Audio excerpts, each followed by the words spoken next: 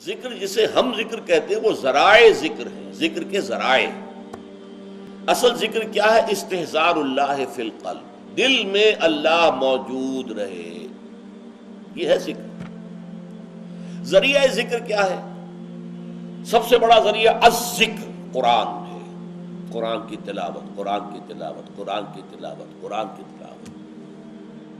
آسیہ گرداں ہوا لب قرآن سرا، علامہ اقبال نے حضرت فاطمہ رضی اللہ تعالیٰ عنہ کا نقشہ کھینچا ہے کہ وہ چکی پیس رہی ہوتی تھی اور قرآن پڑھ رہی ہوتی تھی۔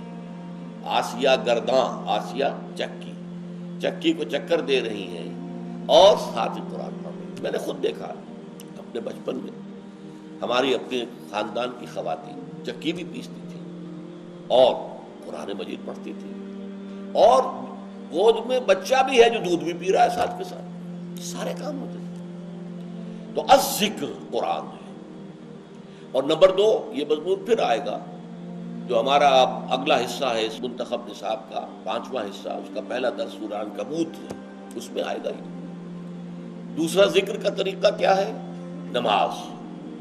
یہ جامع ترین ذکر ہے، اس میں زبانی ذکر بھی ہے، اللہ اکبر، سبحان ربی العظیم، سبحان ربی الاعلیٰ، زبان ذکر کر رہی ہے، اور قرآن پڑھ رہے ہیں، سورہ فاتحہ پڑھ رہے ہیں، اور ساتھ ہی جو آپ کے جسم کی حرکت ہے، آپ اللہ کے سامنے جھک گئے رکوع میں، آپ اللہ کے سامنے سجدے میں گر گئے، تو یہ گویا کہ جسمانی ذکر ہو رہا ہے اور قولی ذکر بھی ہو رہا ہے۔ تیسرے نمبر پر ذکر جو ہے وہ ادعیہ معصورہ، مسنونہ، وہ دعائیں کہ جو حضور دنیا کے مختلف کام کرتے ہوئے پڑھا کرتے تھے۔ صبح اٹھے ہیں تو دعا ہے، بیت الخلاء میں جا رہے ہیں تو دعا ہے، باہر نکلے ہیں تو دعا ہے، وضو کے لیے بیٹھے ہیں تو دعا ہے، ہر وضو کو دھوتے ہوئے دعا ہے، پھر یہ کہ گھر سے نکلے ہیں مسجد کے لیے تو دعا ہے، مسجد میں داخلہ ہے تو دعا ہے، کوئی کام ہے ہی نہیں، آئینہ دیکھا ہے تو دعا ہے، کپڑے بدلے ہیں تو دعا ہے، یہاں تک کہ بیوی سے ہم بستری کرنے لگے ہیں تو دعا ہے۔ کوئی عمل کوئی نہیں ہے کہ جس کے ساتھ دعا نہ ہو۔ تو اس کا نتیجہ کیا نکلتا ہے کہ ہتھ کارول دل یارول، کام آپ کا ہاتھ وہ کام کر رہا ہے اور دل جو ہے اللہ کے ساتھ لگا ہوا ہے۔ اور مسنون دعاؤں کا فائدہ کیا ہوا کہ دو رشتے قائم ہو گئے بیک وقت۔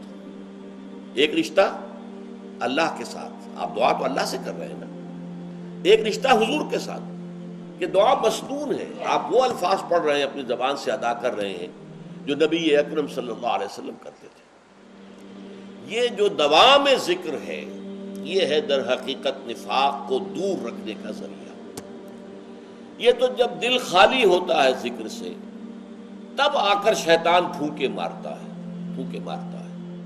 اشتعال پیدا کرتا ہے نفس امارہ کے اندر، حیوانی خواہشات کو بھڑکاتا ہے، اور اسی کے نتیجے میں پھر آپ کو معلوم ہے کہ اپنے دینی فرائض کو ادا کرنے میں گریز ہوا، پھر اس میں جھوٹے بہانے ہوئے، پھر جھوٹی قسمیں ہوئیں، اور بالآخر عداوت پیدا ہو گئی مسلمانوں سے اور ان کے قائد سے۔ یہ طریقہ ہے رفتہ رفتہ اس نفاق کے بڑھنے کا۔ اصل بات کیا ہے؟ دل خالی ہے، خانہ خالی را دیو رامی گیرت، کہ جو خانہ خالی ہوتا ہے، گھر خالی ہو، اس میں جن آ کر آباد ہو جاتے ہیں۔ اسی طریقے سے یہ جو خانہ خالی ہو جائے گا، اللہ کی یاد سے غافل ہوگا دل، اس کے اندر جو ہے شیطان اپنا ڈیرا لگائے گا۔